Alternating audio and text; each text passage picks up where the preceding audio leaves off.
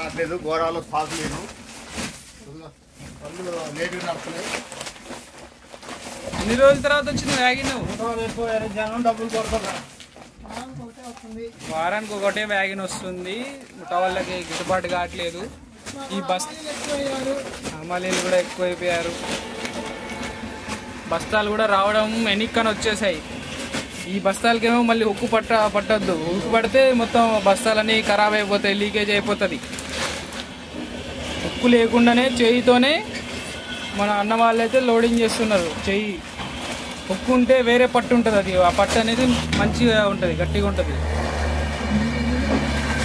ఇక్కడ చూడండి, అక్కడ ఎంత బ్యాగ్ వచ్చిందో చూడండి. ఆ బస్తాలన్నీ ఎన్నికి వచ్చేసాయి. లోడింగ్ ఏమో సరిగ్గా వేయలేదనుకుంటా. మన బండిలో 120 బస్తాలు అయితే లోడ్ అవుతున్నాయి. నెక్స్ట్ వేరే సరుకు వేసుకోవాలి.